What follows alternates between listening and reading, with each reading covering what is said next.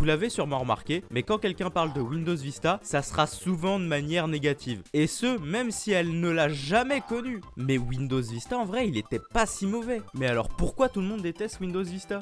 Actually, c'est pas vrai. Moi, j'aime bien Windows Vista. D'abord, l'interface elle est trop bien. En plus, c'est grâce à Windows Vista que t'as ton Windows préféré, Windows 7 à Mac. Alors déjà, qu'est-ce que tu fais dans ma vidéo? Mais sinon, t'as pas tort, Vista, c'est pas le mal absolu. Il a beau être détesté, il a quand même des choses très bien. Il faut que je vous quitte. Ma planète a besoin de moi. Cameron. Il est mort en regagnant sa planète. Windows Vista sur l'idée devait être super sécurisé et méga ergonomique. Mais c'est justement ces points qui l'ont tué. Et donc voilà, Windows Vista. Regardez bien cette boîte parce qu'elle m'a vraiment coûté 10 balles juste pour cette vidéo.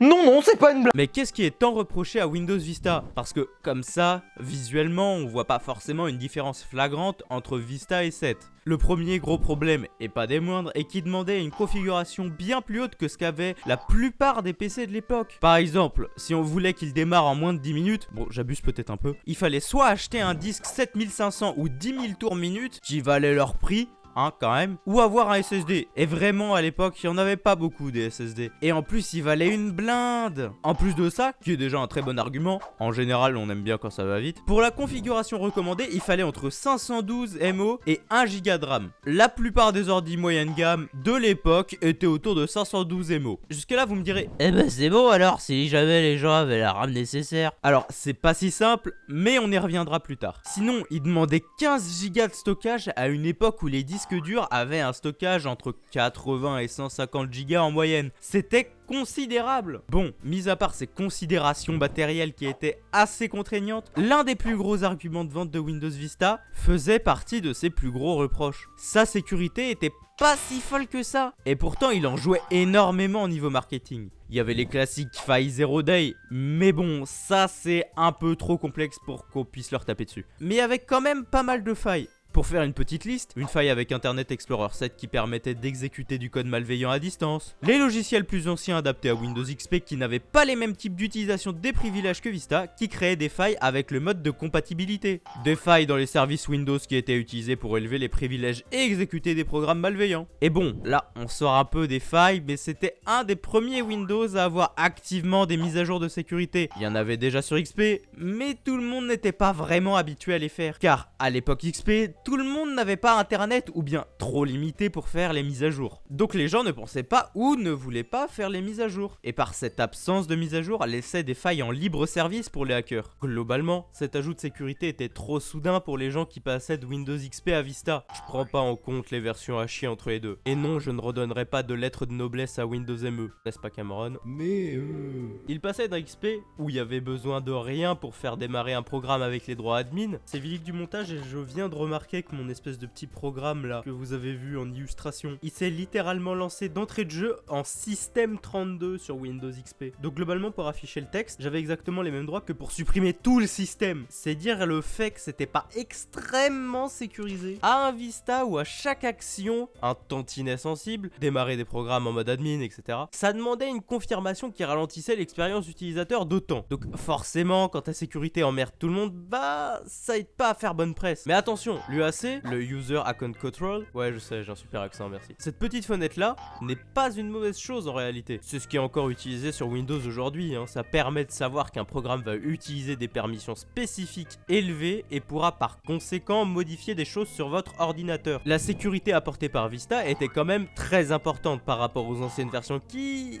bah n'en avait pas vraiment, genre XP, bon, c'était pas trop ça niveau sécu. Quand tu lançais un programme ou que tu mettais un CD ou une clé USB, fallait être bien sûr de toi. Parce qu'il y avait l'autorun sur les CD et clés USB qui permettait d'exécuter ce qu'on voulait à la lecture du périphérique et qui ne demandait pas si on validait les modifications faites à l'ordinateur. Et justement, Vista le retire ça. Bon.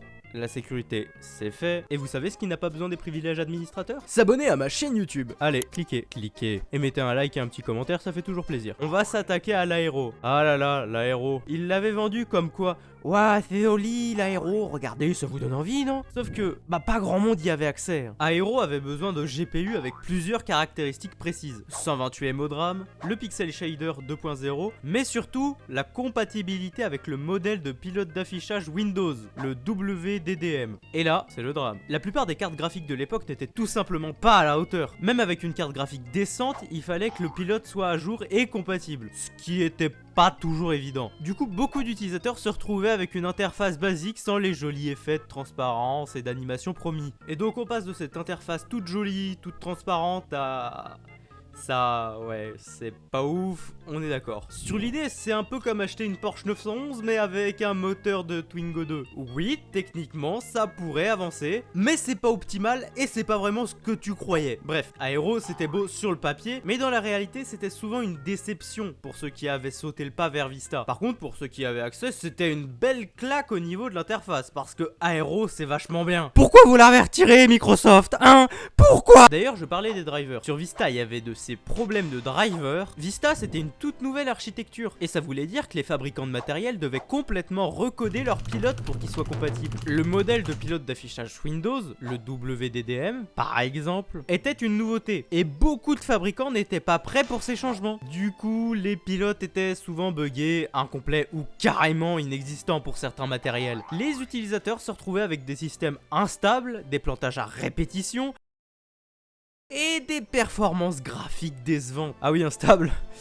Parce que les pilotes des cartes graphiques avaient tendance à provoquer des crashs. Ils savaient s'amuser à l'époque au moins. Et vous savez ce qui fait pas crash? Rejoindre discord.vilig.fr. C'est un serveur sympa où on parle d'informatique, où on déconne un peu, c'est cool, donc je vous y attends. En plus de ça, Vista introduisait une nouvelle gestion des périphériques et des ressources, ce qui compliquait encore plus la tâche des développeurs de drivers. Les fabricants devaient s'adapter à ces nouvelles exigences et ça prenait du temps. Pendant ce temps-là, les utilisateurs étaient coincés avec des systèmes qui ne fonctionnaient pas correctement. Et quand les drivers fonctionnaient enfin, ça leur arrivait de juste disparaître ou cesser de fonctionner. Comme ça. Des fois, à cause des mages, ça peut arriver, hein. Mais des fois, juste sans raison, pouf, disparu. Surtout sur les imprimantes, le Wi-Fi et le Bluetooth. Du coup, avec ce qu'on vient de voir, on pourrait dire, et c'est plus ou moins ce que je pense, que Windows Vista, là où il est très bon, c'est que c'est un proto Windows 7 qui leur ont permis de réparer les problèmes pour pouvoir faire un de leurs meilleurs OS. D'ailleurs, j'ai aussi une boîte de Windows 7. Bon, celle-là, je l'ai pas achetée juste pour la vidéo, on me l'a donnée. D'ailleurs, c'est pour ça que je vous montre pas le devant, parce qu'il y a des trucs écrits dessus. Malheureusement, parce que ça défigure un peu la boîte, c'est dommage. Enfin bref, retournons au sujet. Pour résumer, Vista, c'est des problèmes de sécurité, un OS un peu trop gourmand pour tenir ses promesses, de l'incompatibilité matérielle, des problèmes de driver, de la lenteur, et un peu d'anti-ergonomie pour l'époque. Mais est-ce qu'il mérite vraiment d'être autant bâché? Moi, je pense que non. Parce que pour tout ce qu'il a apporté, qui est encore dans Windows aujourd'hui, l'UAC, la sécurité de manière globale, les mages et bien d'autres fonctionnalités, Vista a posé les bases de ce qui allait devenir Windows 7, l'un des systèmes d'exploitation les plus appréciés de chez Microsoft. Vista a été un terrain d'expérimentation, une étape nécessaire pour que Microsoft puisse apprendre et s'améliorer. Sans les leçons tirées de Vista, Windows 7 n'aurait probablement pas été aussi réussi. Alors oui, Vista avait ses défauts, mais